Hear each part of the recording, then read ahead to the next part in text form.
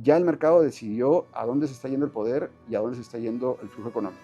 El riesgo de concentración es alto para un inversionista, pero yo creo que hay dos puntos de vista. El que ya decidió usar la IA y que está avanzando en ese uso, y el que todavía está esperando ver cuál va a ser el resultado. Para el que está esperando ver cuál va a ser el resultado, la decisión ya está tomada igual. Se está atrasando y ese lag de tiempo que le está tomando tomar la decisión va a representar pérdida de competitividad en el futuro. Mi recomendación, el lenguaje patrimonial, sería el siguiente. La decisión no es invertir en inteligencia artificial o no invertir en inteligencia artificial. Esta decisión ya está tomada por el mercado. Desde la primera anécdota que te conté de este tema de Rainforest brasilero, ya el mercado decidió a dónde se está yendo el poder y a dónde se está yendo el flujo económico. Lo que hay que hacer como inversionista patrimonial es decidir dónde poner esa inversión dentro de estos tres grupos que te comentaba. En el constructor, donde hay un upside grande, pero también un riesgo. En el integrador, donde hay que leer las señales de quién está integrando más rápido la IA porque es el que va a capturar más mercado, o donde el espectador que simplemente está esperando que las cosas pasen. Las tres opciones, las tres decisiones son legítimas, pero las tres decisiones tienen también consecuencias totalmente distintas, yo diría que en los próximos 12 meses. La diferencia entre los que pierden y los que ganan no siempre está en lo que hacen, a veces está en lo que deciden ignorar. Bienvenidos a Camino al Primer Millón.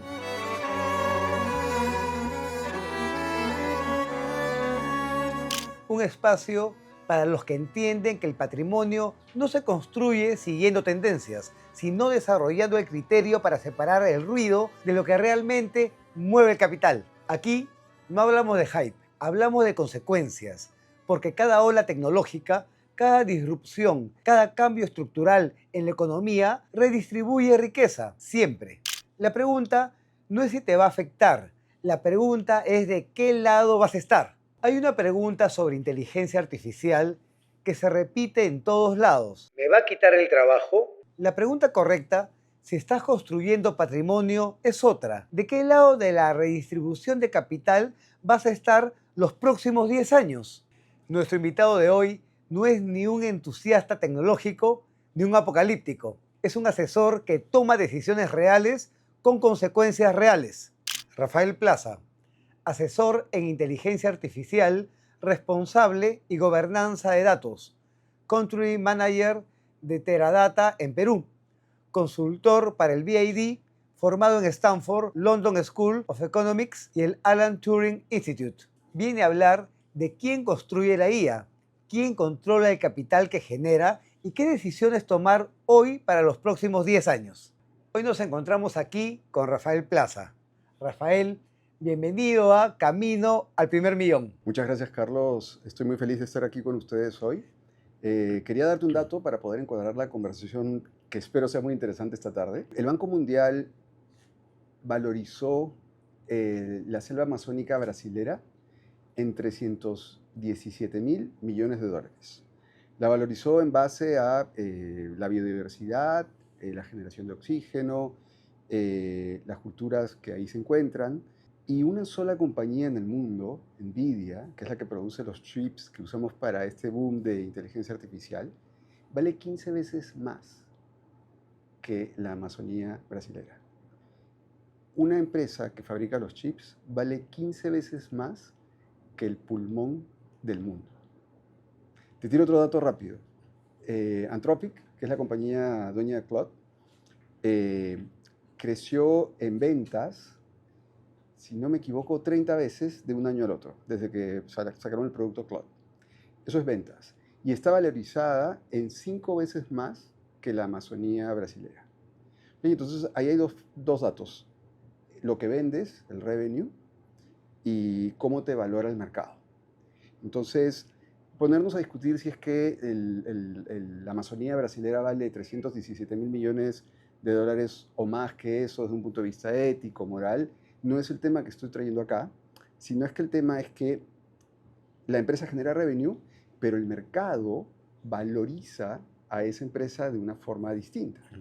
Entonces, el mercado lo que nos está diciendo es que el poder económico, la capitalización y el flujo de inversión está yendo a aquellas inversiones que por supuesto contemplan la inteligencia artificial. Así que con eso creo que tenemos un buen marco para poder empezar a conversar y estoy atento a todas las preguntas que tengas para mí esta tarde.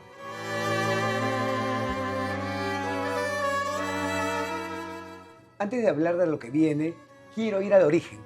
Tú vienes trabajando hace muchos años en analítica, datos y transformación digital, mucho antes del boom actual de la IA.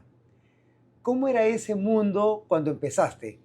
¿Qué problemas intentaban resolver las empresas en ese momento? ¿Y en qué momento te das cuenta de que esto iba a convertirse en algo mucho más grande? Gracias por la pregunta, Carlos. ¿Cuánto tiempo tenemos para poder responderte de esa historia? Voy a tratar de hacer una versión corta, Sí. pero creo que sí los detalles son importantes también para compartir con tu público porque de repente les puede provocar interés. Yo a los 8 años le pedí una computadora a mis papás con el propósito de jugar juegos de video y recibí una Casio PB700. Era una computadora de este tamaño, con una pantalla de 4 líneas, que venía en una caja muy grande, pero lo más grande en la caja era el manual. Yo para poder interactuar con esa computadora tuve que leer el manual, que lo que me enseñó fue a programar en BASIC. Esa fue la primera vez que me di cuenta de algo grandioso, que yo podía comunicarme, casi conversar con una computadora desde la lógica y una especie de filosofía a través de lenguajes de programación. O sea, aprendí con BASIC, pero de ahí fui aprendiendo los otros lenguajes de programación a través del tiempo. Pero lo básico y lo más importante era esa capacidad, ese descubrimiento de poder saber que podía comunicarme con una computadora. Esos principios de lógica y filosofía se mantienen incluso ahora que estamos usando redes neuronales, deep learning, etc. Incluso con los LLMs pasa lo mismo.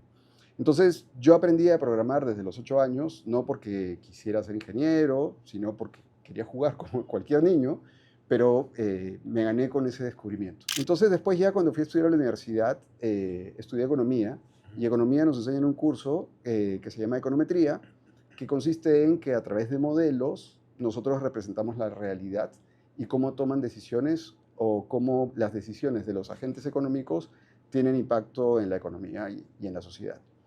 En esa época, aunque ustedes no lo crean, esto era muy artesanal. Yo tenía que ir a la biblioteca del Banco Central, en el centro de Lima, a pedir prestadas unas revistas de la CEPAL, que es donde venían unas corridas de series históricas, de series estadísticas.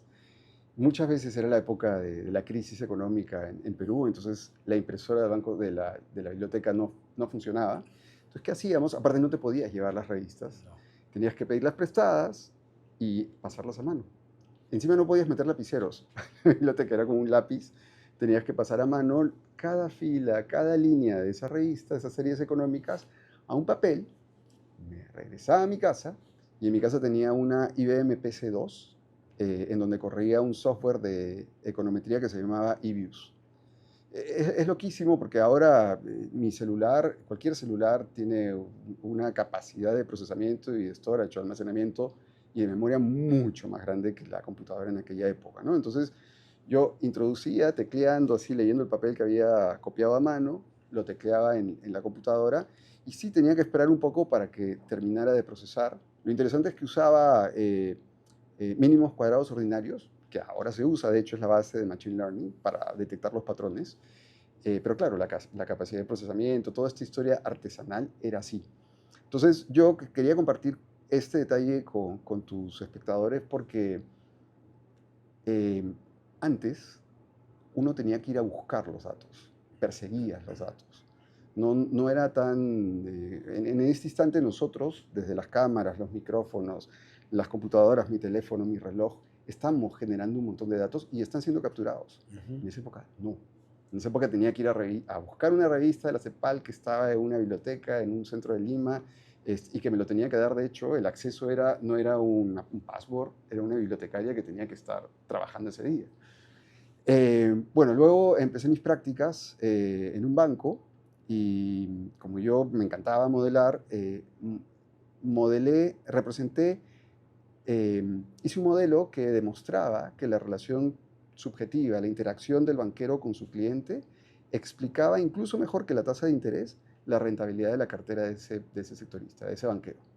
Gané un premio en la Asociación de Bancos y cuando regreso feliz al banco, al vicepresidente de la banca donde yo trabajaba, a enseñarle el premio, él me dijo algo que probablemente definió la trayectoria de mi vida profesional. Él me dijo: Rafael, felicitaciones por la investigación, pero eso está bien si quieres hacer un doctorado. Aquí en el banco no usamos ese tipo de investigación. Entonces, ¿para qué te cuento toda esta historia? Además de ser un poco catarsis, es porque en ese momento sí había datos limitados, la capacidad de procesamiento era mucho más cara, dependíamos de hardwares que solo algunos podían pagar, pero lo que hoy día llamamos científicos de datos era un puñado de nerds en algún sótano del edificio. Entonces, se hacía algún tipo de analítica, pero era operativa, era valiosa, pero al fin y al cabo operativa. Optimización del transporte de remesas, algunos modelos básicos de fraude, el canje de cheques, Ya. pero, por ejemplo, este VP no sabía qué hacer con una persona que le estaba diciendo: usemos los datos para decisiones estratégicas, ¿no? Entonces, desde ese momento, toda esta capacidad mía de generar modelos, porque yo sí quería, en esa época era o trabajabas detrás de la pantalla o trabajabas de cara al cliente. Y yo quería trabajar de cara al cliente. Me hacían escoger, no podías hacer las dos cosas. Entonces, toda esta capacidad mía de hacer modelos la hacía, pero como en mis tiempos libres, digamos. Y bueno, hice una infinidad de modelos trabajando en banca y recién es como hacia el 2010, donde hay un boom de lo que se llama Business Intelligence, inteligencia de negocios. Y en mi observación personal, una herramienta, Tableau, que hoy día la compró, es parte de Salesforce, del portafolio de Salesforce, cuando ellos salen, esta herramienta por primera vez permite que usuarios de negocio, marketing, finanzas, operaciones, puedan, sin saber codificar, sin saber programar, puedan consultar datos y generar sus propios insights, sus propios reportes, cambiar dimensiones, etc. Es como apretabas y movías las columnas simplemente con un movimiento del mouse. Antes eso era imposible, tenías que codificarse en Visual Basic, en un macro, etc. Para mí, en mi observación personal, ese es un punto de equilibrio importante, porque empoderas a los usuarios de negocio y empiezan finalmente a comprender el valor de la analítica, el valor de empezar a tomar decisiones basadas en datos. Claro. Antes dependía de un practicante, de un analista que le haga esas cosas, entonces no era tan personal. No sentías ese poder de poder cambiar dimensiones, de poder cambiar o comparar diferentes periodos de tiempo y que tu propia mente, al actuar con tus manos, permitiera generar esos insights. Para mí, eso es lo que cambia todo. Luego llega, si no me equivoco, llega primero toda esta irrupción del Big Data, ¿no? Que empezamos a generar un montón de datos y se empieza a capturar un montón de datos. Otros tipos de datos como datos no estructurados, videos, documentos, imágenes, información biorrítmica, y que se captura, no solo se genera, sino se captura. Entonces, a mí, por ejemplo, como científico de datos, eso fue un placer porque podía empezar a hacer modelos con otros tipos de datos que no había podido hacer antes. Era muy complicado. Y luego llega ¿cómo se llama? Cloud computing, computación en nube, en donde se democratiza el uso porque, como te decía hace un momento, antes solamente los que podían invertir grandes sumas de dinero en hardware y software tenían acceso a este tipo de datos, a este tipo de almacenamiento y a este tipo de procesamiento. Con el cloud computing lo que ocurre es que tú y yo con una tarjeta de crédito podemos alquilar por un periodo de tiempo determinado grandes capacidades de esas tres características que te mencioné. Entonces ahí hay un boom gracias a este cloud computing y por supuesto el deal breaker o el punto de quiebra fundamental es el advenimiento del Gen AI con la salida del ChatGPT. Estos modelos, a lo largo de esta trayectoria que te he contado, primero eran dashboards, reportes que explicaban lo que había pasado, luego con Machine Learning y de hecho con Deep Learning también empiezas a hacer estadística un poco más prescriptiva y proscriptiva, que en donde dices, what if, o sea, ¿qué hago si o para qué hago esto? Pero luego, con la llegada del GPT, empezamos a generar contenido. Y con la inteligencia artificial agéntica, empezamos a tomar decisiones. Ujú. Entonces, yo, por ejemplo, como científico de datos, mi punto de quiebre es que yo antes hacía modelos que tenían un target, un objetivo. Determina la propensión a la fuga o dime qué producto sería el más deseado para un cliente que compró este producto. Siempre era un target. Cuando pasamos a IA agéntica, lo que ahora yo tengo que lograr es decirle a ese sistema cuál es su intención. Tu intención es retener al cliente, tu intención es aumentar revenue, tu intención es disminuir stock. Esa intención es la que en verdad maneja este conjunto de agentes que incluso pueden llegar a tomar decisiones autónomas. Entonces, ahí hay un cambio radical porque intervenir en la decisión humana representa un cambio de poder incluso económico. Y es ahí donde estamos hoy día. Has trabajado en espacios muy distintos: academia, corporaciones, organismos multilaterales, gobiernos. Y normalmente el problema es que las ideas suenan muy bien en teoría hasta que alguien tiene que tomar una decisión real con presión, riesgo y dinero de por medio. ¿Qué aprendiste viendo esa fricción entre teoría y realidad? Y sobre todo, ¿cómo aprendiste a cruzar el puente entre ambos lados? Algo que más o menos lo has comentado. Sí, es una muy buena pregunta, Carlos, te agradezco. Déjame pensar, elegir bien mis palabras para no herir susceptibilidades. Yo creo que es una cuestión de escalas de tiempo. Yo trabajo en estos 4 sectores hoy día. O sea, no es que haya estado en uno y después en el otro. Gracias a Dios estoy en los 4 ahora. Y cuando estoy en la academia, por ejemplo, esa escala de tiempo es, no sé, a ver, tomemos un tema, gobernanza de IA, que ahora es sumamente importante.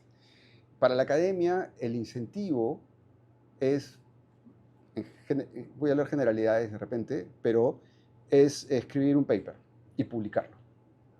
Entonces, la escala de tiempo para investigar, definir tu hipótesis y comprobarla, publicarla, ir a conferencias a hacer marketing de tu paper y que finalmente la acepte, haga un peer review y se publique en una revista, pueden pasar entre 2 a 7 años fácilmente. Luego vas al público y en la institución pública las escalas de tiempo pueden ser incluso mayores. Con estos temas de gobernanza de IA tienes que llevarla a aprobar al Congreso a través de una ley, puede haber distintas conversaciones, tienes que esperar que entre a la sesión del Congreso a discutirse, van a hacer cambios. Entonces, esa es una escala de tiempo mucho más diferente todavía. Y de hecho, al ser público, al ser Estado, hay un componente político que cualquier decisión que tomes va a ser política, porque esas decisiones van a tener un efecto en la sociedad o en los ciudadanos. Entonces, tu incentivo ahí también tiene que ver con política. El privado, obviamente, lo que va a buscar es optimizar o incrementar el revenue, reducir los costos, cumplir con la regulación. Entonces, obviamente, dentro de esta comparación de escalas, el privado va a ser el que va a querer ir más rápido. Inmediatez. ¿Cierto? Entonces, cuando tú lo sientas en una mesa, esa diferencia de escala no conversa. Y esa diferencia de escala de tiempo se debe a que tenemos, como seres humanos, que somos al fin y al cabo agentes económicos, tenemos diferentes incentivos. Entonces, una cosa buena de envejecer es la experiencia, y en esa experiencia he aprendido a entender esos incentivos y poder influenciar en esos incentivos. Entonces, tú me preguntabas por un puente, me parece que era tu pregunta. El puente es la traducción entre la teoría y la práctica. Y para construir ese puente necesitas articular los diferentes incentivos de estos diferentes actores. ¿Okay? Cuando te das cuenta de eso, que tu idea, solo si estamos hablando, por ejemplo, en ciencia de datos o en inteligencia artificial, cuando te das cuenta que tu idea solamente va a poder llegar a producción cuando aquel personaje, aquel actor que tiene el poder, la decisión, el incentivo adecuado para empujar tu iniciativa, te concentras en eso.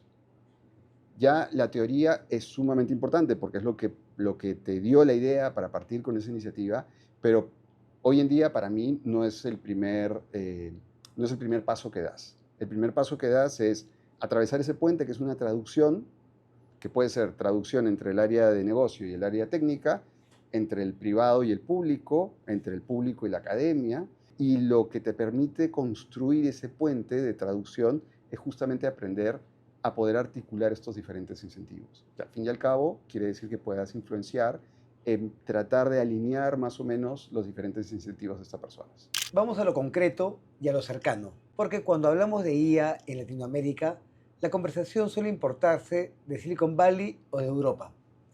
Pero tú trabajas en Perú, con empresas peruanas, con instituciones peruanas. ¿Qué está cambiando hoy aquí, en sectores como la banca, salud o legal? Uy, qué buena pregunta. Esta sí no sé cómo la voy a resumir. A ver, banca. Te voy a contar tres cosas de la banca, porque creo que, y lo que vamos a pensar juntos tiene que condensar las tres cosas que te voy a contar. La primera es que ya muchos bancos, los cuatro más grandes, ya han invertido muchísimo tiempo y dinero y esfuerzo en implementar proyectos de inteligencia artificial. El BBV tiene el 80% de sus operaciones ya digitalizadas. El Banco de Crédito sacó Yape, lo que se pensó que iba a ser una billetera electrónica, pero la eficiencia de su producto, más la suerte del momento, ha hecho que esto se convierta en un ecosistema y lo están volviendo un neobanco. O sea, es impresionante. Los puntos de datos que tienen ahí es una genialidad. Y McKinsey ha dicho que los bancos van a competir por la refactorización de los créditos en las MIPYMES y por experiencia de cliente. No sé, de hecho, McKinsey ayer, creo, publicó, ya hace unos 6, 7 años, está este concepto de The Bank of the Future, el banco del futuro. Pero lo que acaba de publicar McKinsey ayer es lo caso, es un banco, imagínate un banco que tenga un agente de IA para originación de crédito, tienes otro agente para legal, tienes otro agente para underwriting, tienes otro agente para operaciones, para mantenimiento de ATMs, etc. Y algo nuevo que están poniendo ellos es, le ponen Control Tower, torre de control de la inteligencia artificial, que es este aspecto que tiene que gobernar a los diferentes agentes que tienen funcionando en la banca. Eso ya es una realidad. Yo trabajo en Latinoamérica, acá en Perú estamos bien respecto a los otros países. Brasil sí nos lleva un montón de adelanto, pero estamos bien con estos modelos, estas iniciativas que están desplegadas. Esa es la primera idea. La segunda idea es que debes haber escuchado Revolut, este banco de UK. No tiene agencias, no tiene productos físicos. Bueno, acá sacan una tarjeta, sí, pero todo es digital. Sí. Es un banco 100% digital y ya le dio la licencia a la Superbanca. Están prontos a competir en el mercado y es la primera vez que estos cuatro bancos grandes, y el resto, van a competir con un modelo de negocio distinto, porque ellos nuevamente no tienen brick and mortar, es decir, no tienen, No tienen tiendas y Uh-huh. todo es digital. Entonces esa competencia va a ser buenísima. De hecho, sorprendieron al público cuando en su, ¿cómo lo explico? Por ejemplo, los bancos aquí sacan un chatbot con IA. La IA en el servicio de Revolut está dentro de todo. No es que tengas para cada producto un chatbot o una IA, sino que la IA está dentro del... Exactamente. Eso va a ser impresionante cuando se compita con los otros servicios o productos que tenemos aquí. Esa era la segunda idea. Y la tercera idea, y no menos importante, la SBS creó una nueva unidad que se encarga de Open Finance. Que lo que quiere decir es que, ¿cuántos bancos usas tú hoy día? Los 4. Bien, ya, entonces cada uno de esos 4 bancos tiene datos tuyos, Sí. pero lo tiene cada banco. Entonces tú, por ejemplo, si tu relación con los 4 es que vas a pedirle una tarjeta de crédito, por ejemplo, tendrías que ir a investigar en cada uno de esos 4 bancos qué condiciones te van a dar. Con Open Finance, la idea es que la IA que usa tus datos tenga acceso a todos esos datos y no estén encerrados en cada uno de estos bancos. Con tu permiso, lo que va a hacer la IA es tomar los datos tuyos de cada uno de estos bancos y te va a poder decir, mejor que un broker o mejor que tu banker, qué tarjeta de crédito te conviene. Entonces, solo eso es una revolución total, porque va a abrir los datos y la competencia ya no se va a dar por la información que te permite obtener el banco, sino por una decisión mucho más data-driven y mucho más en tiempo real. Pero esa decisión la tiene el cliente o el Tú, cliente, claro, porque sí. yo... O si se la delegas a uno de tus agentes, el agente va a salir a pedir la tarjeta de crédito. Entonces, sumando esas tres cosas, vamos a encontrar, a ver, exagerando, ¿no? Yo ya no voy a necesitar ir al banco No. y entonces el banco ya no va a necesitar entrenar a su cajero en atenderme a mí, sino que va a tener que tener un agente que atienda a mi agente. Entonces, probablemente el hola, señor Rafael, ¿cómo está? Ya no va a ser necesario. Entonces, esa es una revolución que estamos viviendo hoy día y que si se detienen a ver qué está pasando con sus apps, quién tiene mis datos, cómo me llegó esta oferta, ya está ocurriendo, solo Sí. que no es tan obvia para la gente que no está implementando estos proyectos. Eso es banca. En legal yo creo que es el más rápido. Tengo un montón de amigos y amigas en legal y probablemente discutan conmigo, pero los datos son estos. De un año al otro, el uso de la inteligencia artificial subió de 30% a 70%. ¿Y para qué lo están usando? Para redacción de contratos, para acelerar los due diligences. Entonces, ha reducido mucho el tiempo transaccional de ellos, pero claro, eso es uso de IA, ¿no? Yo trabajo como fellow del BIT para asesorar startups que están creando soluciones de inteligencia artificial en la región. Hay una startup peruana que ya está en segundo año de operación que se llama Justina, o Justin. Usa IA para... es increíble, lo que está haciendo es recolectar toda la jurisprudencia, empezó con Perú, pero también está ya ahora en Argentina, en Colombia, la está recolectando en una base de datos y con un LLM o con un agente conversacional te permite interactuar con esa jurisprudencia. Entonces, por ejemplo, tú le puedes decir, tengo un problema de, no sé, quiero vender o vendí mi auto y no hice la transferencia de propiedad. Y entonces este agente busca en este rack y te devuelve qué juicios ha habido en Perú, pero no como que juicio 1, juicio 2, sino que extrae los puntos importantes de esa jurisprudencia, de esos antecedentes y te ofrece una recomendación. Siempre, por supuesto, te dice que no es un abogado y que tienes que ir a buscar un abogado después, pero te ayuda a entender cómo enfrentar un proceso legal. Claro, pero es más operativo. Depende de cómo lo uses, porque nuevamente, yo, por ejemplo, si yo quisiera saber qué trámite tengo que hacer ante una notaría para X o Y, hubiera tenido que buscar a alguno de estos amigos o contratar un estudio de abogados. Ahora tienes esta herramienta que te está permitiendo hacer esto. Claro. Pero a diferencia de usar la IA, esto ya es una solución que, digamos, se está implementando. Y podría ser que sea un cambio, porque no me preguntes por qué, pero nadie antes había logrado reunir toda esta jurisprudencia. Claro. Puede tener múltiples fines, Sí. ¿no? Entonces, así como ese ejemplo de esto se llama Legal Tech, hay un montón de otras industrias en donde ya está. Me preguntaste por banca, legal y salud. En salud aquí las clínicas en Perú están implementando un montón de proyectos de IA, desde, ¿cómo se llama?, el triaje, desde que cuando te operan el doctor te va a revisar y entonces antes anotaban a mano, después les pusieron una computadora, pero como nunca tienen tiempo ponían cualquier cosa y ahora la IA les está ayudando a mejorar la calidad de esos updates de cómo está el paciente. Tu compañía de seguros ya te perfila para poder determinar cuánto te va a cobrar. Entonces, hay varias iniciativas que se están implementando en el país y esa es una de las que justamente ayer la Comunidad Europea, ellos tienen el AI Act, que era la llamada a ser la regulación madre de inteligencia artificial a nivel mundial, pero ya ¿cómo se dice? Delay, la aplazaron un año.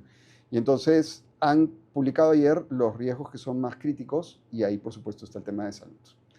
Son los tres ejemplos que me has puesto, pero hay otras muchas industrias en donde están usando inteligencia artificial actualmente. Uno de las, no sé si se llama estudios de ingeniería más grandes del mundo, acaba de comprar una empresa creada usando IA que ayuda a los ingenieros a reducir el 80% de su tiempo. Entonces, esta empresa, que era una empresa de 150 años, creo, no ha tenido que pensar cómo usar la IA, sino que va y se compra una que ya creó un nuevo modelo o una nueva solución con IA.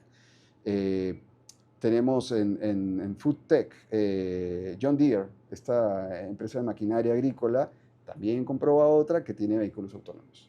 Entonces, es como que no hay opción o sector o industria en donde aquellos que no quieren o que están un poco reticentes de usar la IA se puedan apoyar y decir, bueno, yo voy a ver desde acá 1 o 2 años a ver qué onda, porque está entrando en todos lados, ¿no? Sí. Y cada día descubrimos que avanzó más y más y más. Hay un puñado de empresas, todas concentradas en el mismo lugar del mundo, que están tomando decisiones que van a afectar cómo se distribuye el capital globalmente en los próximos 20 años. De tu experiencia asesorando a instituciones multilaterales, ¿qué tan consciente es el mundo empresarial latinoamericano de que esa concentración tiene consecuencias directas sobre sus negocios? Antes que nada, tengo que hacer un disclaimer. Yo trabajo en Teradata y nosotros tenemos productos en la nube y también tenemos productos, se dice on-premise, es decir, hardware y software en tu organización o en tu centro de datos. Entonces, podría estar sesgado a contestar que los productos on-premise te mantienen todavía o te permiten mantener la soberanía en vez de irte a una nube que probablemente esté en otro país. Habiendo dicho eso, a ver, los empresarios peruanos son muy inteligentes. Yo creo que el problema es que, acabo de usar una analogía de alguien bien famoso, pero no me acuerdo el nombre, que él dijo, ¿viste cómo es el problema de migración? Él decía que la IA ha entrado como en botecitos, como los que llegan los inmigrantes. Entonces que tú como país, bueno, están llegando inmigrantes, pero los dejas entrar porque, bueno, no representa o no debería representar un gran riesgo para tu país o para tu soberanía. Entonces imagínate esa analogía, pero en la empresa. La IA entró como software. Entonces ese software lo empezaron a usar tus abogados, lo empezaron a usar tus contadores, lo empezaron a usar, no sé, operaciones, finanzas. Y este software permitía que ellos creen sus propias soluciones. Entonces, de un momento a otro, estos inmigrantes digitales ya habían desembarcado en tu organización y pasó rápido. Entonces, eso no te dio la chance de pensar o tomar incluso una decisión sobre... tu pregunta era acerca del riesgo de concentración. Entonces, no era como en cualquier otro caso donde tienes una área de procurement o compras que dice no quiero concentrar mis compras en un solo proveedor y los diversifico. Esto fue, como te digo, como una migración a través de software. No fue tan tangible. Y cuando se dieron cuenta ya era tarde. Entonces, y en verdad, la verdad es que tampoco es que haya muchas opciones, ¿no? Los 5 principales proveedores están en un solo país, al norte, y lamentablemente en Latinoamérica no hemos hecho muchos esfuerzos para poder nosotros crear esta IA. Entonces, partiendo de ahí, los organismos multilaterales sí son conscientes de los riesgos, ¿no? Y nuevamente, hablar de concentración son los típicos riesgos desde economía, ¿no? Que te cambien el precio, que te dejen de dar el producto, que tengan efectos geopolíticos importantes. Sin embargo, no todo es malas noticias. Yo creo que por ser Perú, nosotros podríamos tener 3 ventajas importantes. Una es que el conocimiento que tenemos como cultura viva nos hace únicos. Y esos datos todavía no han sido recogidos por estos grandes LLMs, etc. Esa podría ser una vía de competitividad frente a esta concentración. El segundo factor es la solución. Nosotros tenemos problemas únicos en Perú. Por ejemplo, el tema de salud, el tema de la geografía. Soy amigo de uno de los creadores de los únicos drones que son capaces de atravesar la cordillera de los Andes. Casos como ese, que son buscar soluciones a la casuística específica del país, nos van a ser únicos. Y el tercero, que de repente hoy día no es tan tangible, es el tema de gobernanza. La responsabilidad sobre el uso de la IA y hasta dónde queremos llegar como país en ese uso de la IA. Yo creo en resumen que el riesgo de concentración es alto para un inversionista, pero yo creo que hay 2 puntos de vista, ¿no? El que ya decidió usar la IA y que está avanzando en ese uso y el que todavía está esperando ver cuál va a ser el resultado. Para el que está esperando ver cuál va a ser el resultado, la decisión ya está tomada igual. se está atrasando y ese lag de tiempo que le está tomando tomar la decisión va a representar pérdida de competitividad en el futuro. Claro. Para alguien que está construyendo patrimonio o tomando decisiones de inversión en Perú hoy, ¿qué significa en términos prácticos que la infraestructura de IA esté tan concentrada? ¿Es un riesgo que hay que gestionar, una oportunidad que hay que aprovechar o las dos cosas al mismo tiempo? Yo diría que son las dos cosas, Carlos, simultáneamente. Hay que entender la diferencia que separa ambas cosas, es lo que va a tener agencia los próximos 12 a 15 meses. Déjame explicártelo así. Hoy hay tres tipos de empresarios en Perú. El primero, llamémosle el constructor, el que está usando la inteligencia artificial para construir una solución. Es el de mayor upside, pero por supuesto también es el mayor riesgo. Porque está apostando capital, está apostando tiempo, reputación, puede ser una startup, están levantando muchísimos dineros estas startups en un terreno nuevo. Hoy día, por ejemplo, hay iniciativas en donde se está usando computer vision, deep tech, es un mercado buenísimo, pero claro, es un riesgo tremendo. En Latinoamérica son pocos, pero lo que sí te puedo decir es que sorprendentemente en Perú tenemos varios de esos casos y de los mejores casos que yo he visto en Latinoamérica. Entonces, eso sería el primer grupo, que son los constructores. El segundo es, ¿cómo le llamamos? El integrador, el que toma su negocio que ya existe, puede ser un estudio jurídico, una clínica, una ferretería, una distribuidora, una agroexportadora, y lo amplifica con inteligencia artificial. No va a reinventar el negocio, no va a sacar un nuevo servicio que cambie la forma de operar. Lo que va a hacer es que va a ir, no sé, múltiples, 10 veces más rápido de lo que ya estaba yendo. Va a automatizar, va a optimizar y claro, va a tener más escala.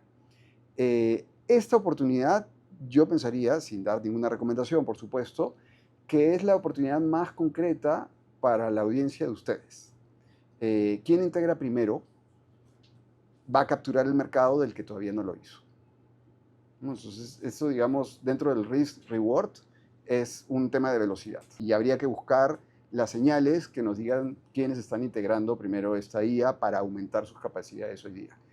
Y el tercer grupo, ¿cómo le llamamos? El espectador, que es el que sigue operando exactamente igual antes de la llegada de ChatGPT, y está mirando qué pasa con la economía, ¿no? Hoy día se siente seguro porque el negocio todavía va bien. Me has preguntado muchas veces por el impacto durante esta entrevista, y claro, como no estamos midiendo el tema de la IA, creo que el impacto se siente por el margen, ¿no? Poco a poco ese margen se va a ir reduciendo y claro, no tienes la capacidad de decir, es porque no estoy invirtiendo en IA o porque no estoy usando en IA. Y ese, por supuesto, no sería un grupo en el que yo recomendaría invertir, ¿no? Ahora, sobre la concentración específicamente, porque fue lo que tú me preguntabas hace un momento. ¿Es un riesgo real? Tu negocio, tu carrera, tu portafolio, todo va a depender cada vez más de esa infraestructura tecnológica que controlan, como te decía, solo 5 empresas de un solo país. Que ni siquiera están en Latinoamérica. Entonces, esto significa riesgo de proveedor. Justo hoy día leía a una chica que es influencer de ética en la inteligencia artificial, que usaba su Instagram para dar cursos, promover la responsabilidad de la inteligencia artificial, y Meta le cerró el Instagram. Entonces se quedó sin alcance y explicó por qué lo habían cerrado y no sabía, o sea, era injusto y no sabía cómo lograr volver a tener su cuenta. Y para ella eso es su negocio. Entonces a cualquier empresa le puede pasar eso. Mi recomendación, el lenguaje patrimonial, sería el siguiente. La decisión no es invertir en inteligencia artificial o no invertir en inteligencia artificial. Esta decisión ya está tomada por el mercado, ¿no? El mercado, desde la primera anécdota que te conté, este tema del rainforest brasilero, ya el mercado decidió a dónde se está yendo el poder y a dónde se está yendo el flujo económico. Lo que hay que hacer como inversionista patrimonial es decidir dónde poner esa inversión dentro de estos tres grupos que te comentaba. En el constructor, donde hay un upside grande, pero también un riesgo. En el integrador, donde hay que leer las señales de quién está integrando más rápido la IA porque es el que va a capturar más mercado, o donde el espectador que simplemente está esperando que las cosas pasen. Las tres opciones, las tres decisiones son legítimas, pero las tres decisiones tienen también consecuencias totalmente distintas, yo diría que en los próximos 12 meses. Llegamos a una parte que nos gusta mucho porque abrimos debate, no solo aquí, también entre nuestros oyentes. Afirmaciones sobre IA y el futuro del dinero. Para cada una, dime si estás de acuerdo, en desacuerdo o cómo las matizarías. Empecemos con la primera. A ver, la IA no va a reemplazar personas, va a reemplazar personas que no sepan tomar decisiones. Sí, estoy de acuerdo, pero con un matiz. Y espero no repetirme de un futuro cuando vea este video después. Futuro muy cercano, lejano. Sí, a ver, lo que pasa es que todavía no sabemos el impacto, pero justo el otro día estaba reunido con unos amigos y hablábamos de cómo había cambiado la forma de nuestra forma cognitiva desde que estamos usando GPTs, principalmente, y agentes también. Yo venía un poco preocupado porque decía, porque por ejemplo había ido a una reunión y ahora el costo transaccional de llegar a una reunión preparado se había reducido mucho porque, por ejemplo, si te vas a reunir con tu legal counsel, con el asesor legal, tú leías tu contrato y entonces leer el contrato era un costo transaccional grande, más grande para algunos que para otros. Ahora se lo das a tu GPT y te da un resumen muy bueno y más preparado. Entonces yo estaba preocupado por cómo ese cambio de dinámica en estas mesas de comité, round tables, se iba a dar, porque ahora me pasó que fui a una reunión y alguien que no era científico de datos estaba opinando desde la estadística sobre un modelo que estábamos construyendo. Entonces yo decía, ¿cómo puedes saber? Y cuando hace la proyección estaban los colores de Claude. Dije, Claude. Pero entonces decía, ¿dónde queda el aporte personal que cada uno trae por su background si todos vamos a empezar a usar GPT? Esa era mi hipótesis. En cambio, la hipótesis de mi amigo decía que el costo transaccional no se iba a reducir porque el costo transaccional realmente era una percepción del agente económico. Entonces, si es que para alguien ya le era costoso leer un contrato antes de ir a una reunión, le iba a ser igual de costoso usar el GPT para prepararse. Eso lo conversamos hace 2 semanas y justo estas 2 semanas, probablemente por haber sido expuesto a esta hipótesis, descubrí que efectivamente, porque en nuestra corporación se desplegaron licencias de un GPT y hay algunos que lo usamos mucho y otros que no los están usando. Entonces, creo que no se trata de aquellos que sepan decidir, sino es que esa capacidad de decisión se está moviendo un poco hacia la derecha en el proceso. Yo creo que la IA, hoy día es lo que pienso, no va a cambiar la forma o la dinámica en la que algunos decidían y algunos lideraban y algunos eran followers, sino que lo que va a hacer es amplificar lo que antes hacías. Entonces, esa capacidad de decidir, lo único que está cambiando con la IA es que se está yendo un poquito más hacia la derecha en el proceso cognitivo. Por ejemplo, en mi caso, si a mí me costaba, no sé, leer 3 papers, literalmente me tomaba, no sé, 2 días. Hoy día eso lo puedo hacer con un agente en 5 minutos. Entonces, mi proceso está pasando más hacia la derecha, que ya no es tanto el trabajo de resumir o digerir la información, sino poder conectar estos diferentes puntos que me los está entregando el GPT. Entonces, yo creo que esa es la distinción, ¿no? No creo que vaya a haber un cambio fundamental respecto a esta dinámica que te expliqué al principio de mi respuesta, pero sí nos va a mover un poco más hacia la derecha en este proceso cognitivo. Sigamos. El hype tecnológico históricamente ha hecho perder más dinero del que ha hecho ganar. Históricamente, como datos históricos y a niveles agregados, sí.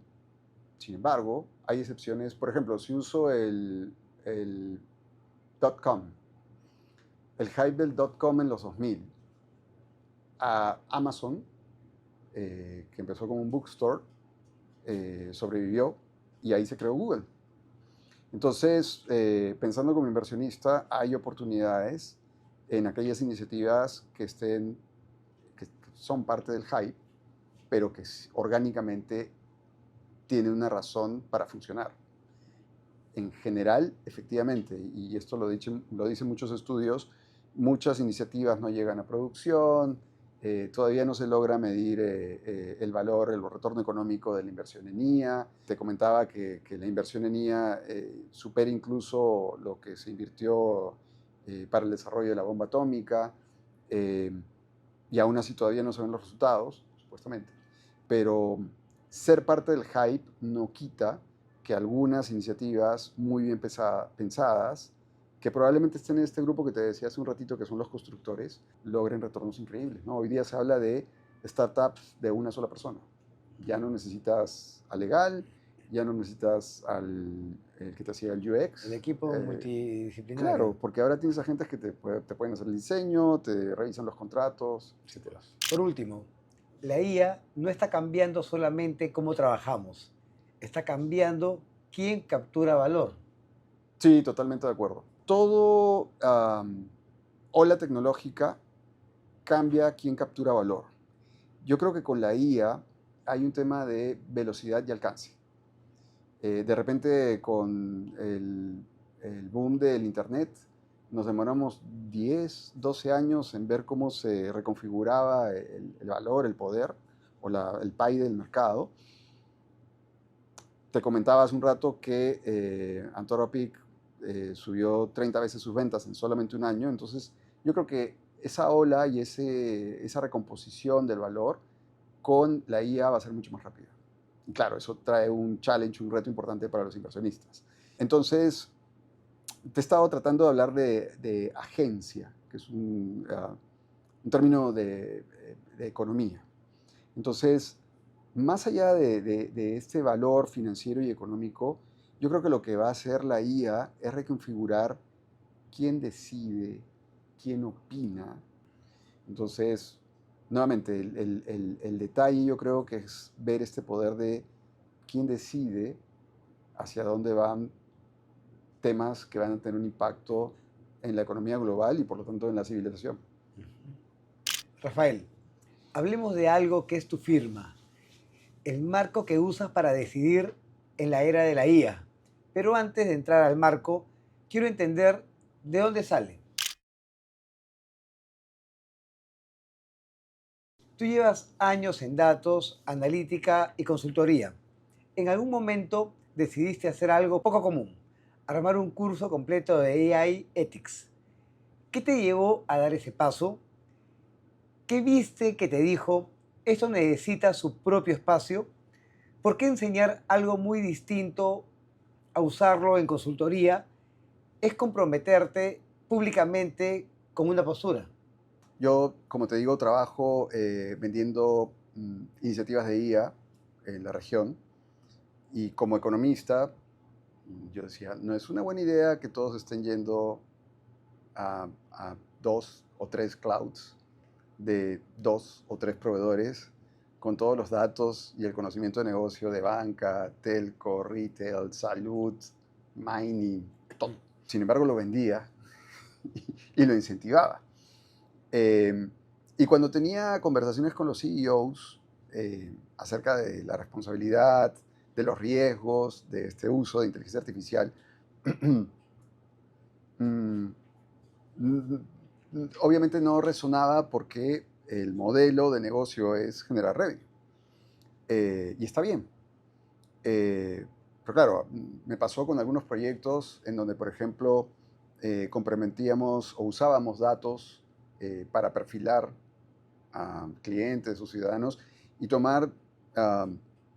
hacer intervenciones para que estas personas sean un poco más propensas a tomar una decisión.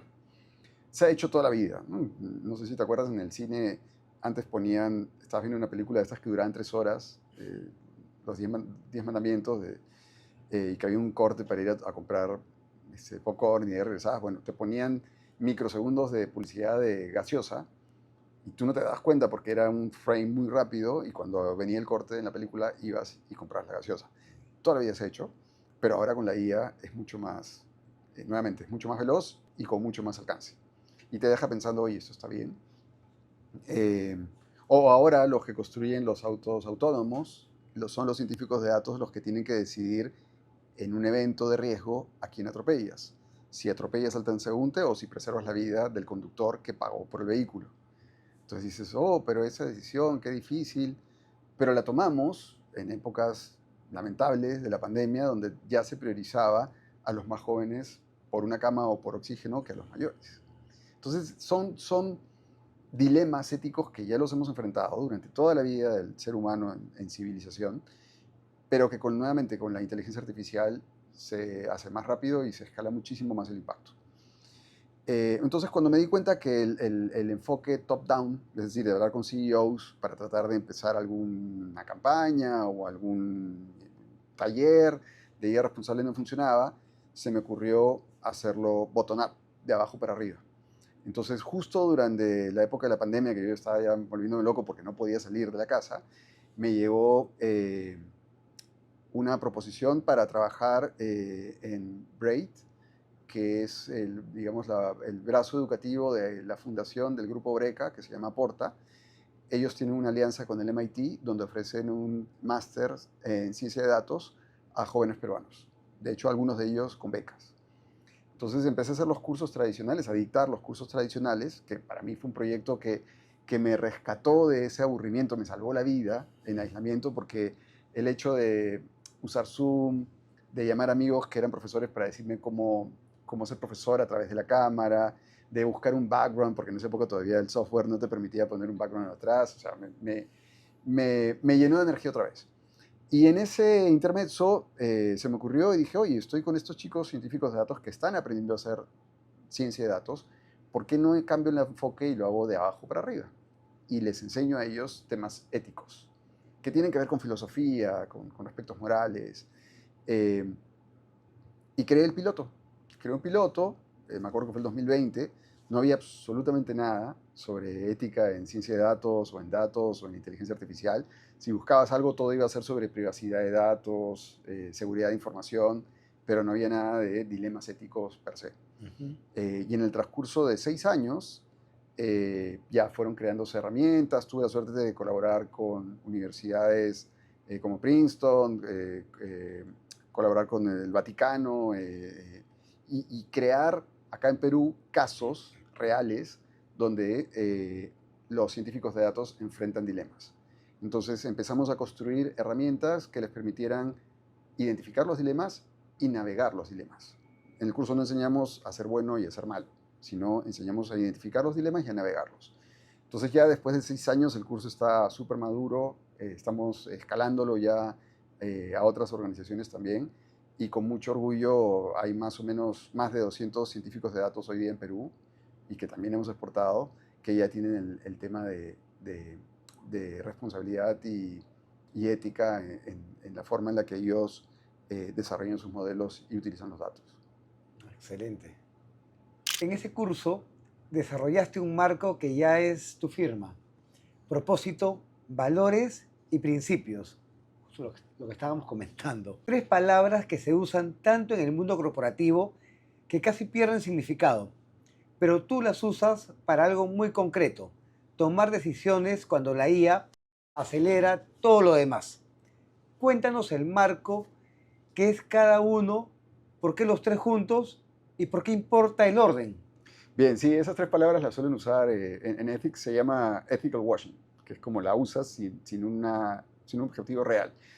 Déjame antes de explicarte cada una de esas 3 palabras, por qué es importante un marco, un framework.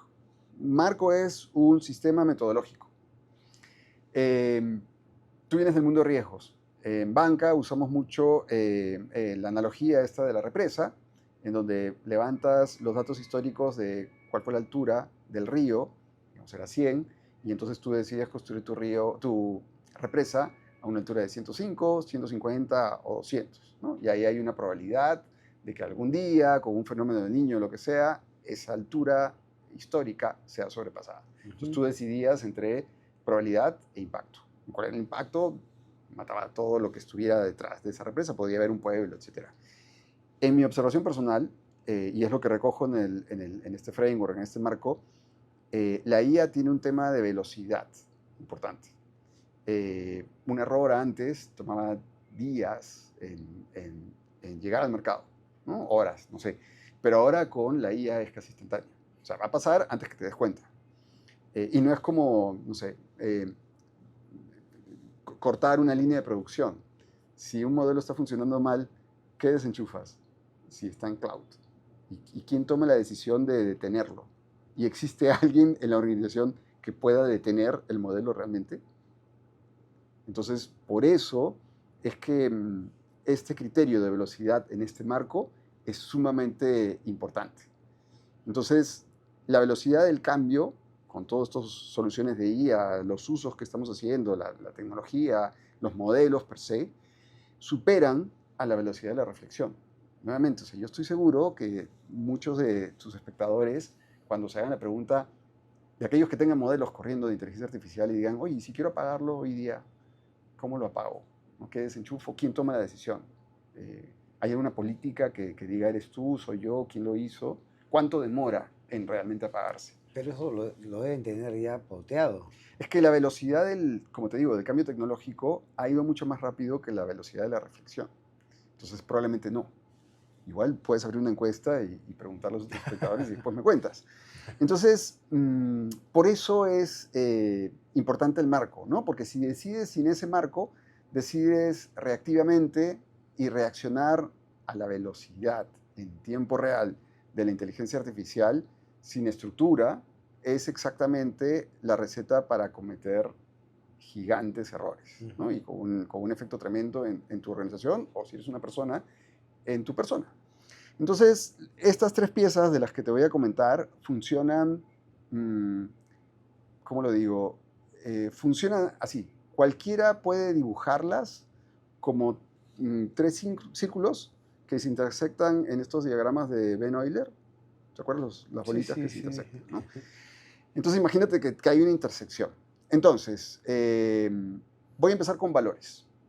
Los valores responden a la pregunta, ¿qué es bueno? Son las cosas que a ti o que tu organización valoran intrínsecamente y que, por supuesto, buscas proteger. La privacidad de tus clientes, tus retornos, mantener el costo debajo de un hurdle, por ejemplo. O la dignidad del trabajo. ¿No? Depende de la cultura organizacional, depende a quién le preguntes. Son las cosas por las que no negocias. Es decir, tienen que estar sí o sí. Esos son los valores. Los principios responden a la pregunta, ¿qué está bien? ¿Qué está bien?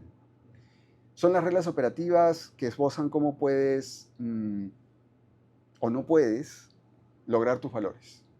Por ejemplo, no usar datos sin consentimiento explícito. O si tu valor era la dignidad del trabajo, el principio es que trabajes en un horario que te permita descansar, o que no estés explotado, o que no seas esclavo. Esos son los principios. Y el propósito, que creo que es la pregunta que cuando se la hago a los jóvenes científicos de datos, jóvenes y adultos también, porque hay muchos mecatrónicos, bibliotecarios que ahora están aprendiendo ciencia de datos y que es genial, pero creo que la pregunta que más reflexión genera es ¿para qué? ¿Para qué estás haciendo eso? Es tu razón de ser.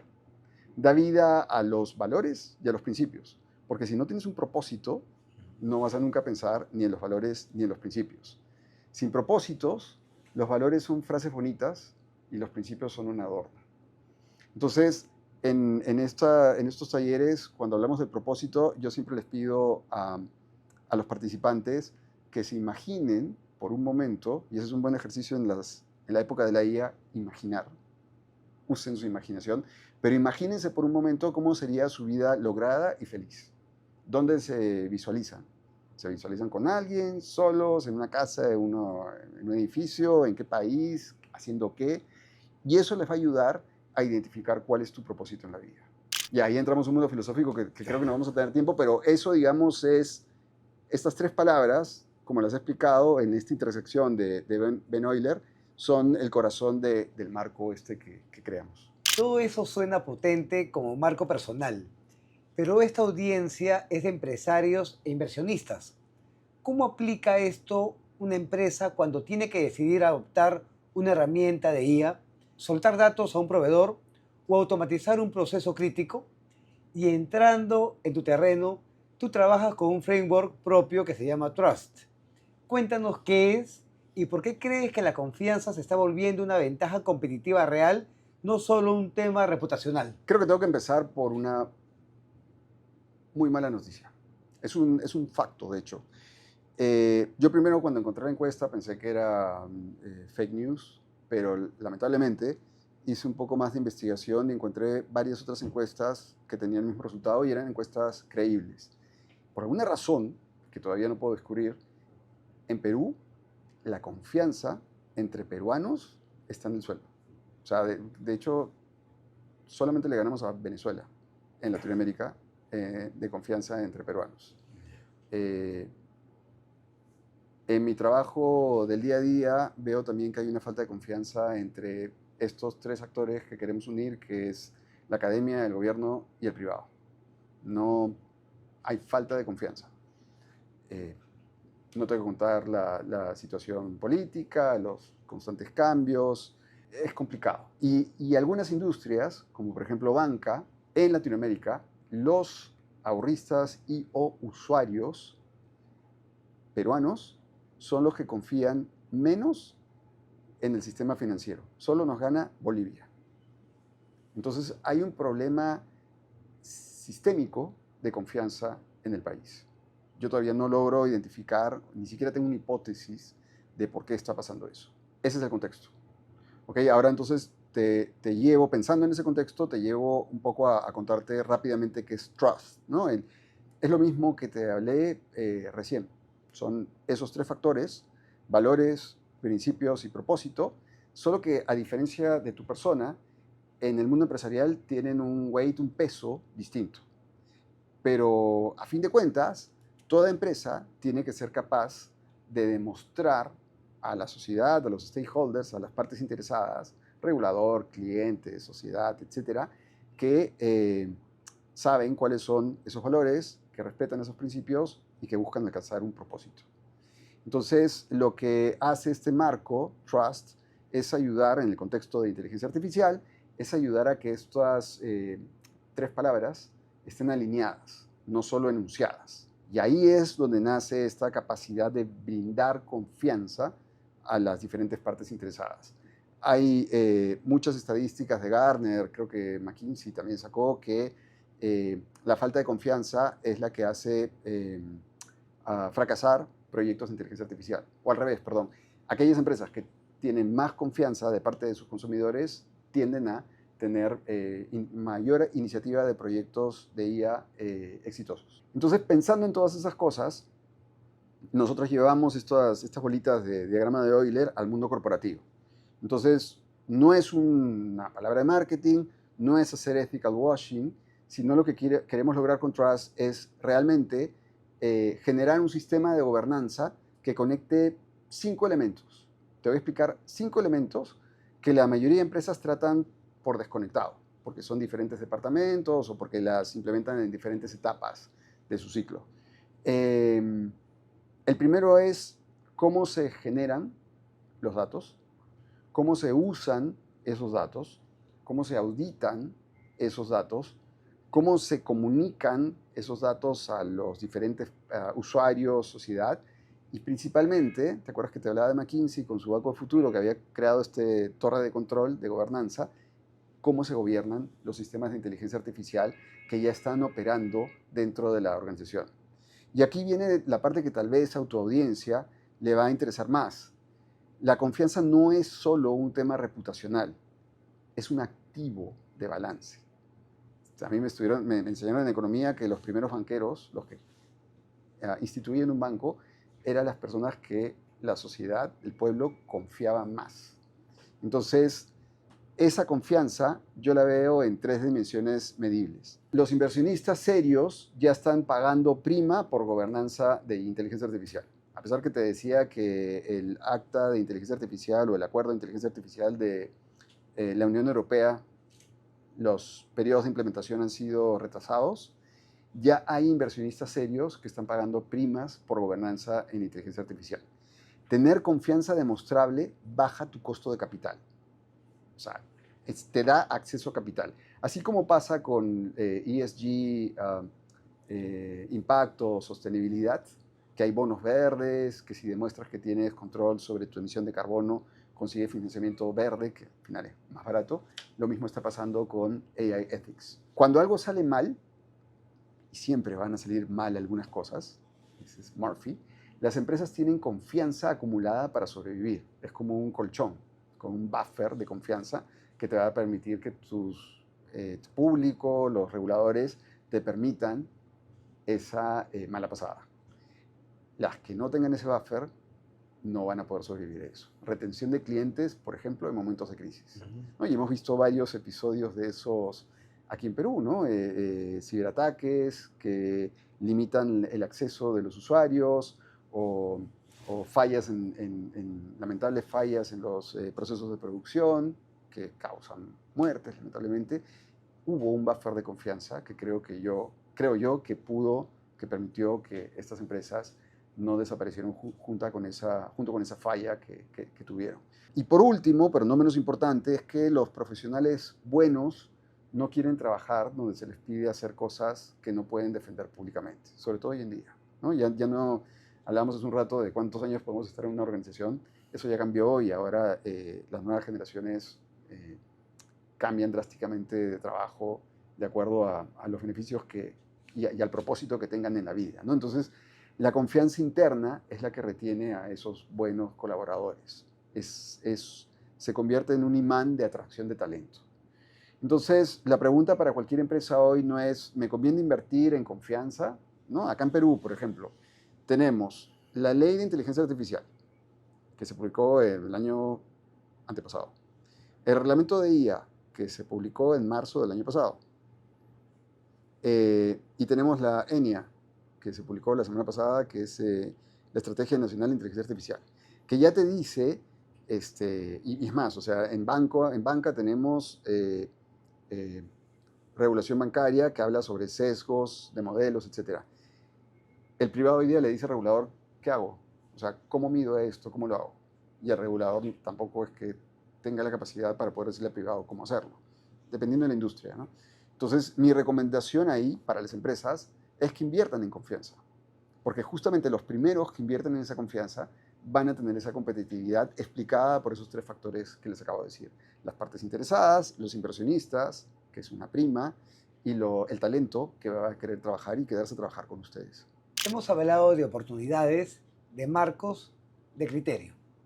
Ahora hablemos de lo que puede salir mal, pero vamos a hablar de la realidad.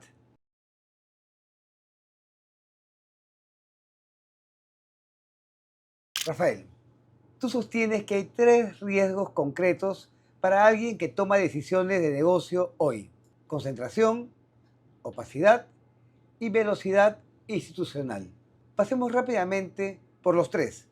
¿Qué son en una frase cada uno? Y dinos cuáles crees que la mayoría está subestimando más. Bien, 2 de los 3 ya los hablamos y Ujú. hemos desarrollado bastante acerca de eso. El primero es concentración. Si tus inversionistas, no sé, tienen una estrategia, por ejemplo, de Standard Poor's, las empresas tecnológicas se han comido el pie, ¿no? Hablábamos de que todo el flujo de dinero y la capitalización se está yendo hacia estas empresas tecnológicas. Sí. Hablamos también de concentración desde la perspectiva de que solo son 5 empresas que están proveyendo cloud, los modelos, los GPUs, los GPUs, perdón, todo. Todo. Y incluso podríamos hablar también de concentración del talento, porque no es que haya mucho, ahora hay un rol que se busca mucho que se llama el Chief AI Officer, entonces no hay, y son carísimos, ¿no? Entonces ahí también hay un problema que solamente las grandes empresas, bueno, podrían contratarlos. Hablamos de velocidad, Te dije, lo repetí 5 veces, lo vuelvo a repetir, la sexta vez, velocidad, velocidad, velocidad. La IA nos está poniendo a una velocidad que supera nuestra capacidad de razonamiento, entonces ese es un riesgo tremendo. Y un riesgo del que no hemos hablado es, digamos, el antónimo de transparencia, porque lo tengo que decir así porque la palabra no se usa mucho, es opacidad, ¿no? Es como algo así, un vidrio que no es tan transparente. Lo voy a poner en simple. Cuando yo empecé a estudiar econometría, les dije que había usado un modelo de mínimos cuadrados ordinarios. Lo básico, digamos, cuando estudias estadística, es hacer una regresión lineal. Y el ejemplo clásico es, en verano, acá en Perú tenemos los heladeros Donofrio, que pasan con sus trompetas, ¿no? ¿Trompetas se dice? Cornetitas. Cornetas, eso, ¿no? Entonces, cuando es verano, hay más consumo de helados. Entonces, y esta regresión lineal te la puedo explicar a ti, se la puedo explicar a mi mamá, se la puedo explicar a mi sobrino de 5 años, ¿no? Pones un eje, una línea, un plano, en un plano que sea el eje Y, la línea vertical que sea temperatura. Y en el plano horizontal, en el eje X, sea el consumo de helados. Entonces, cuando hay más calor, los helados aumentan. Entonces, tú vas a empezar a poner los puntos donde dice, bueno, a 32 grados centígrados me compraban el heladero con la carretilla, me compraban 5 helados. Cuando bajó a 20, me compraron 3. Cuando bajó a 15, no me compraron nada. Y así lo multiplicas por un mes y trazas una línea que pase justamente por el centro, digamos, para hacerlo fácil, de todos esos puntos. Entonces, donde esos puntos estén más concentrados, esa línea mide la relación que hay entre la temperatura y el consumo de helados.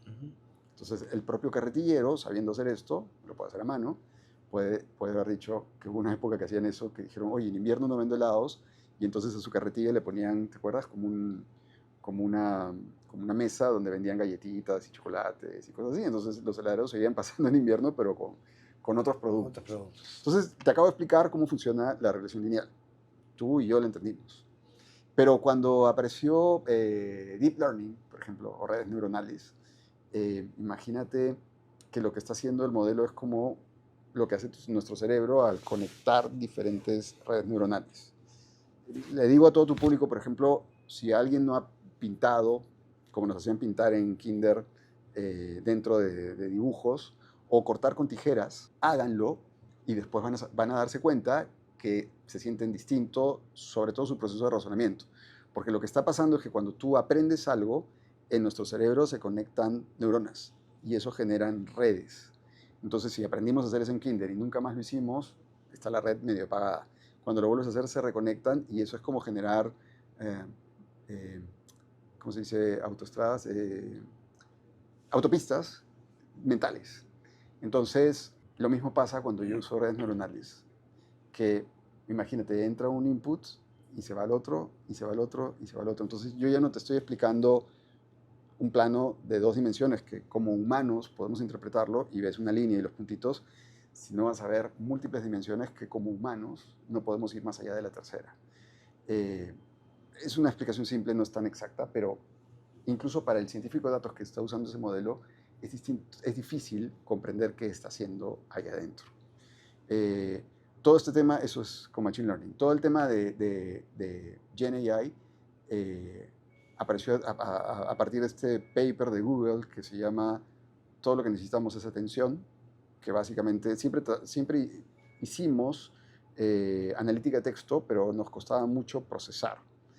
Y entonces con este paper logramos procesarlo con atención, digamos. El modelo le ponía atención a lo que era realmente importante, o múltiple atención, no sé. Entonces yo sé cómo funciona el modelo, que básicamente lo que hace cuando tú te interactúas con un LLM, lo que hace simplemente extraer la palabra que es más probable de venir después de la palabra que tú has escrito. Si te digo gato y te doy ovillo de lana o rueda de camión, ¿cuál crees que es más probable venir después de gato? Ovillo. Ovillo de lana, exacto. Entonces eso es lo que hace, ¿no? Levantamos todo el texto que había online, digitalizado, ya se acabó. El otro día me quisieron pagar, ¿cuánto era? Menos de $1000 para que le vendiera el contenido de mi iCloud, los documentos, porque ya se acabaron los datos orgánicos. y siguen buscando para mejorar estos modelos. Entonces, con toda esa información, lo que hace el modelo es simplemente traerte la próxima palabra que tenga más probabilidad de estar al lado de esta, y así continuado. Aún sabiendo que funciona así, digamos, en los estadios más iniciales de los LLMs, yo igual me sorprendía de lo que ocurre realmente con los modelos, ¿no? Y ahora peor, o sea, yo, sabiendo cómo funciona, ya ni siquiera me pongo a pensar cómo está funcionando y simplemente le saco provecho. Entonces, esa capacidad que toda la vida se llamó black box, que antes era más fácil lidiar con eso porque tú trabajaste en banca, le comprabas a un proveedor un modelo de riesgos y era un black box porque solo ellos conocían qué había dentro del modelo, porque lo tenían cerrado, digamos, entonces tú metías tus variables y te daban el resultado, Sí. ¿no? Pero claro, si pasaba algo, el proveedor podía abrirlo y saberlo. Hoy día el riesgo es que ni los propios científicos de datos sabemos exactamente qué hay dentro y cada vez es más difícil. Si lo necesitamos explicar a un regulador o a las partes interesadas o algo pasa, va a ser muy complicado. Entonces, varios de los dilemas éticos que trabajamos en este taller o curso de ética de la inteligencia artificial tiene que ver con eso, ¿no?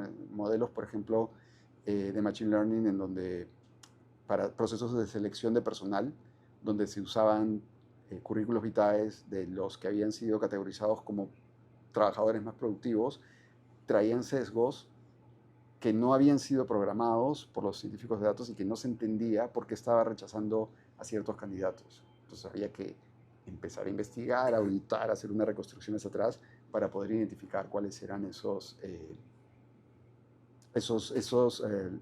etiquetas que estaban haciendo que tú sesgues sin querer a estos candidatos. Hay un caso muy conocido, se llama Strategion, y este problema causó que Strategion dejara de operar, cuando nunca tuvo la intención de sesgar, claro, o de, ¿cómo se dice?, discriminar a una persona. Entonces, yo creo que ese es el riesgo más grande hoy en día, sin duda alguna. Rafael, llegamos al final. Y en este canal siempre terminamos en el mismo lugar, la acción. Si alguien sale hoy de esta conversación convencido de que la IA va a redistribuir capital en los próximos 10 años, ¿cuáles son las 3 decisiones concretas que debería tomar? Una para esta semana, una para los próximos 12 meses y una que probablemente implique cambiar algo que hoy está funcionando. Ahí me vas a disculpar, pero parte de mis políticas personales implican no dar recomendaciones de acción más allá del horizonte de 6 meses, por lo menos. El mercado está cambiando muchísimo y la tecnología mucho más rápido incluso. Sí te puedo dar 3 recomendaciones para tu público espectador. Una, saliendo de aquí, para aquellos que tengan modelos de IA desplegados, lo primero que yo haría es llamar a reunión en su organización y preguntar quién es responsable si algo sale mal. No encontré una traducción en español buena, entonces sería el dueño de los defectos de inteligencia artificial, AI Defection Owner, que es más específico que AI Chief o algo parecido, ¿no? O sea, si tienen que concentrarse en algo mañana, es que si tienes modelos, y como les decía hace un rato, la Comunidad Europea ya publicó aquellos modelos que son high risk y te explica por qué y te da ejemplos. Si alguno de esos se parece a uno que tú tienes, lo primero que tienes que hacer mañana es llamar a la reunión y preguntar quién es responsable si este modelo funciona mal. Tiene que haber un responsable en tu organización, si tienes esos modelos corrientes, para hacerse cargo, el accountability, de que algo ocurra mal. Eso es uno, eso es lo inmediato. Lo otro que puede ser en una semana, que nada de esto cuesta, porque ya los tienes contratados, solo un poco de lógica tal vez. Lo segundo que podría hacer esta semana es, y que es divertido incluso, es las empresas tienen contratos con sus proveedores, ¿cierto? Entonces, yo por ejemplo, como Teradata, cuando doy un servicio, mi cliente y yo firmamos un contrato y dice qué espero del cliente y el cliente dice qué espera de mí. Bueno, si es un proyecto en tanto tiempo, tú pones un PM, yo pongo otro PM, te doy esta solución, te la licencio, bla, bla, bla. Entonces, cuando estamos usando Claude o ChatGPT o Gemini o lo que sea, nosotros como colaboradores, digo, ¿no? Tengo el Copilot, el otro, etcétera, en mi computadora. Yo sé que mi organización ya celebró un contrato con el proveedor de ese GPT. Pero una cosa divertida y de mucho valor es que ustedes están en esos próximos 7 días útiles, junten a la gente que se encarga, no sé si es recursos humanos, operaciones, procesos, y hagan una especie de contrato entre el GPT y los usuarios finales. Entonces, yo humano espero de ti, GPT, estas cosas. Y tú, GPT, ¿qué esperas de mí? Es como una política, pero es divertido pensar en este contrato, en esta interacción, en esta negociación, porque nuevamente el GPT, y esto no lo mencionamos antes, el GPT ya no es una herramienta. Ese GPT que ves ahí tan tranquilo puede empezar a influenciar las decisiones de tus colaboradores. Entonces es importante que tú, más allá de un pacto, generes una relación contractual. ¿Qué espero yo de ti y qué esperas tú de mí, GPT? Y ahí eso va a ser el primer paso para empezar a diseñar tus políticas de riesgos de IA o de gobernanza de IA. Tengo 2 más. Te doy 2 más. Una es no sé si eres de la época, ¿te acuerdas los skates? Sí. ¿Te acuerdas que tenían villas? Estas pelotitas que hacían avanzar las pelotas Sí, a sí, las ruedas, ¿no? Las ruedas. Cuando había una defectuosa, cuando echabas grasa o se malograba una, la rueda iba mucho más lento. Esa es la mejor analogía que se viene a la mente para tratar no es desacelerar, pero es tratar de controlar un poco esta velocidad desbocada de la IA. Sabemos que estamos en un entorno competitivo, el primero que saca es el primero que lo logró, aún así sin retorno, a veces porque fuimos los primeros en hacer este modelo, lo hicimos primero. Pero sí sería interesante ver qué puntos de fricción puedes poner en tu ciclo de vida para poder tener tiempo, tal vez, tan solo para reflexionar. Rafael, antes de despedirnos, ¿dónde te podemos ubicar? Creo que el principal punto de contacto es mi LinkedIn, va a salir aquí en pantalla o aquí abajo. Pueden hacerme cualquier consulta de todo lo que hemos hablado, si necesitan alguna implementación de alguna iniciativa de inteligencia artificial, si quieren participar de algún taller de ética en inteligencia artificial, o si tienen temas de gobierno de datos, trazabilidad, etcétera, me pueden contactar por ahí. Muchas gracias, Rafael, por acompañarnos. Muchas gracias a ti, Carlos, me divertí un montón. Sé que estos temas suelen irse por diversas ramas, pero traté de ser lo más sucinto posible y de brindar aquellas partes que pensé que podían ser de mayor interés para tu audiencia. Muchas gracias por la invitación. Muchas gracias. A todos los que llegaron hasta acá, si esta conversación amplió su perspectiva, la mejor forma de aprovecharla es compartirla con alguien que tome decisiones y necesite este marco. Encuéntranos en redes como Carrillo Royalty y suscríbete a nuestro canal de YouTube para no perderte el siguiente episodio de Camino al Primer Millón. Nos escuchamos en el próximo episodio.